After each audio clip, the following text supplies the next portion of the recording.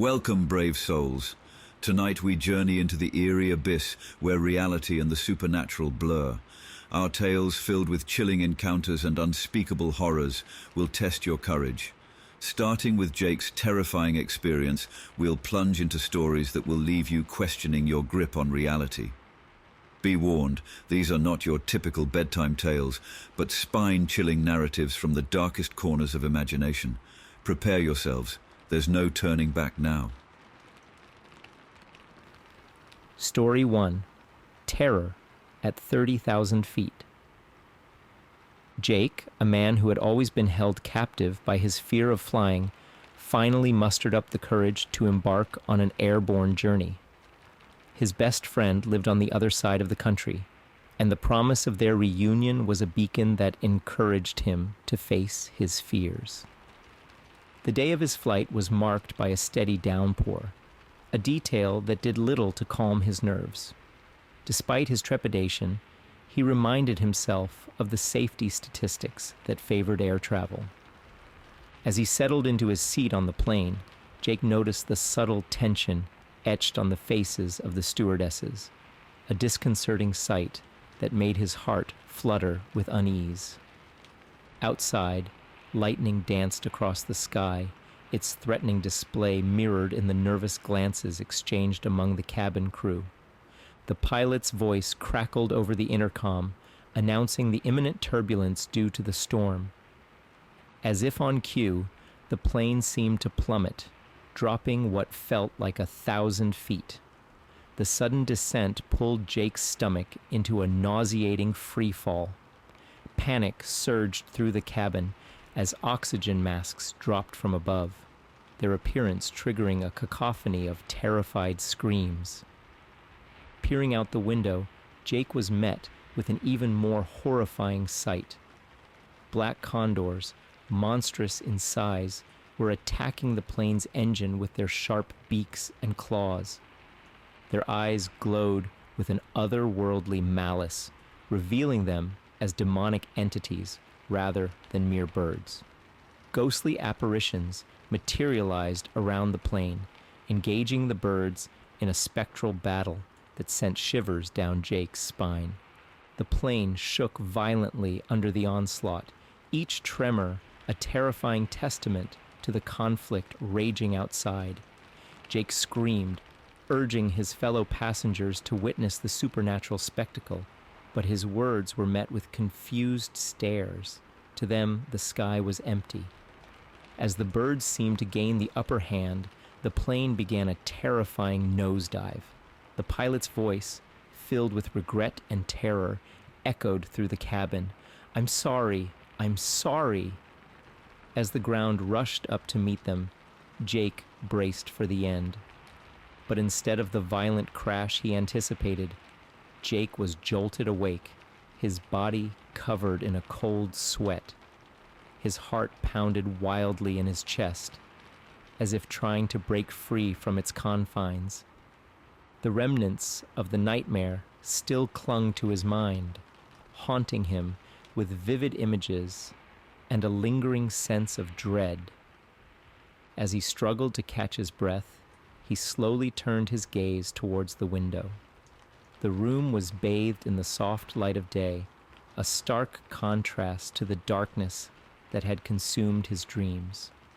With trembling hands, he reached out to push the curtains aside, hoping that the sight of the peaceful world outside would help dispel the lingering fear. But as his eyes met the scene beyond the glass, his breath caught in his throat. Perched on a sturdy tree branch, its ebony feathers glistening in the sunlight, was a black condor. Its piercing crimson eyes bore into his soul as if it could see right through him. It was the very embodiment of his night terror, a chilling presence that sent shivers down his spine. In that moment, Jake felt a surge of unease wash over him. Was this just a coincidence? Or was there something more sinister at play? He couldn't shake the feeling that the nightmare had followed him into reality, that the lines between dreams and waking life were becoming blurred. As he continued to stare at the ominous bird, a sense of foreboding settled in the pit of his stomach. What did this encounter mean? Was it a warning, a sign of impending danger? Or was it simply a figment of his imagination, a manifestation of his deepest fears? With a mixture of curiosity and trepidation, Jake made the decision to confront the black condor head-on. He knew that he couldn't ignore its presence any longer. Little did he know that this encounter would lead him down a path he never could have imagined, unraveling secrets and unlocking mysteries that would change his life forever. Story 2: Highway of Horrors. In the dead of night, a man and his faithful canine companion embarked on a treacherous journey down a desolate highway, their silhouettes illuminated solely by the sporadic flash of lightning.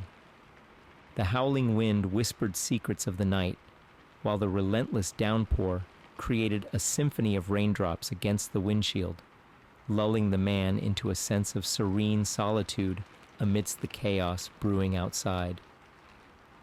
As the rain intensified, transforming into a deluge, he cranked up the speed of his wipers, battling relentlessly to maintain visibility in the relentless storm.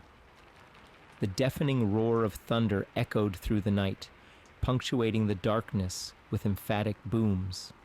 The man's grip on the steering wheel tightened, his knuckles turning white as he fought against the raging elements. Suddenly, like a ghostly apparition, a towering brick wall materialized out of thin air, looming ominously in his path. Its menacing presence sent shivers down his spine, and his heart skipped a beat as he realized the impending danger. Time seemed to slow down as he hurtled towards the wall at an astonishing 80 miles per hour, the engine roaring in protest. But in a surreal twist of fate, as if guided by an unseen force, the man passed through the solid brick wall unscathed. A wave of disbelief washed over him, his mind struggling to comprehend the inexplicable phenomenon he had just witnessed. Gratitude flooded his senses, mingling with the adrenaline that coursed through his veins, leaving him in a state of awe and wonderment. In that moment, the man knew that he had experienced something extraordinary, something beyond the boundaries of rational explanation. His dog seemed to have sensed something amiss. With fur bristling and a low growl emanating from its throat, it barked furiously at the empty back seat, its distress piercing through the otherwise relative calm. A chill slowly crept through the car, sending shivers down his spine and raising goosebumps on his already tingling skin. He couldn't help but glance nervously at the rearview mirror, half expecting to catch a glimpse of something inexplicable. As if the unsettling atmosphere wasn't enough, the radio suddenly sprang to life, the volume blasting at an almost deafening level. A news report filled with ominous accounts of paranormal occurrences along this very stretch of road echoed through the vehicle. The hair on the back of his neck stood on end as he listened to the chilling details, his heart pounding in his chest. The eerie coincidence between his dog's reaction and the reported supernatural incidents was not lost on him, intensifying the feeling of unease that settled deep within. As he stole a quick glance into the rearview mirror, his heart skipped a beat. There, amidst the dimly lit car interior, he caught sight of a pair of glowing red eyes staring back at him from the back seat. The intensity of those eyes sent a shiver down his spine, prompting him to whip around in alarm. But to his bewilderment, there was nothing there, just an empty seat. Despite the absence of any physical presence, those piercing red eyes remained fixed in the mirror, unyielding and unwavering. as if they held a secret that demanded to be unraveled. Upon reaching home, he bolted inside with his dog, leaving his car abandoned in the driveway. The memory of the glowing red eyes haunted him, and he vowed never to drive that highway again, let alone step foot into his car. He kept his terrifying encounter to himself, a secret that would forever cast a shadow over his once mundane drives in the rain. Story 3: The Lightning-Struck Child. In the wholesome suburban neighborhood of Meadowbrook, a group of children decided to embrace the thrill of a thunderstorm, splashing around in their raincoats and boots. Among them was a little girl named Lily, her laughter echoing through the streets as the rain continued to pour. Suddenly, a brilliant flash of lightning struck a puddle where Lily happened to be standing. The other children watched in horror as she disappeared into the electrified water, leaving no trace behind. The puddle, once a source of innocent fun, now seemed like a sinister portal, its surface rippling ominously under the relentless rain.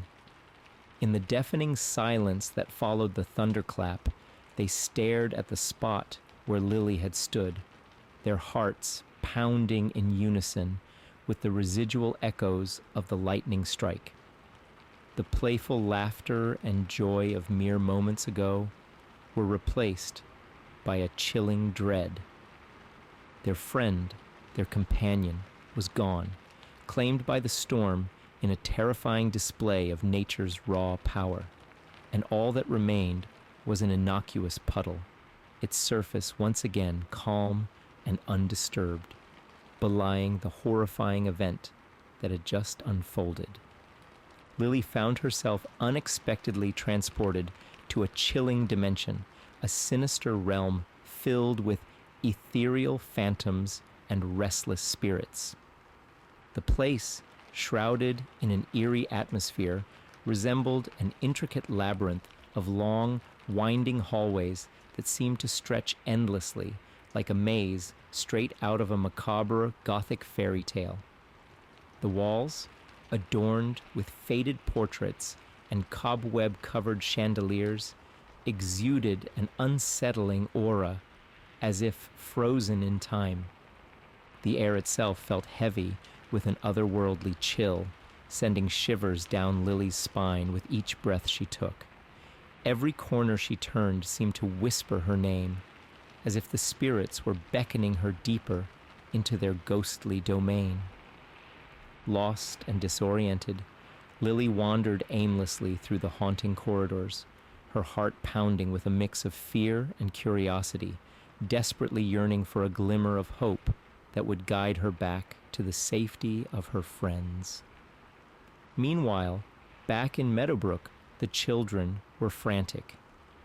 In their desperation, they gathered leaves and wood sticks, crafting a makeshift Ouija board on the wet ground. As they began to call out to their missing friend, the storm responded with renewed fury.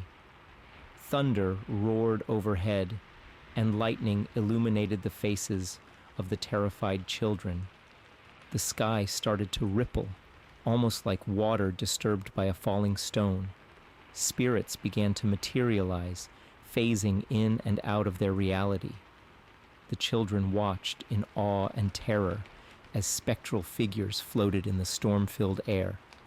Suddenly, another bolt of lightning struck the ground, this time into another puddle. Out of the electrified water shot Lily, drenched and shaking but miraculously unharmed. The children rushed to her side, their relief palpable even amidst the raging storm. From that day forward, they kept their secret, vowing never to speak of the dimension beyond the puddles or the spirits they had seen. But every time it rained and thunder echoed in the distance, they would glance at the puddles with a sense of dread and wonder, remembering the day their innocent play took a turn into the realm of the supernatural.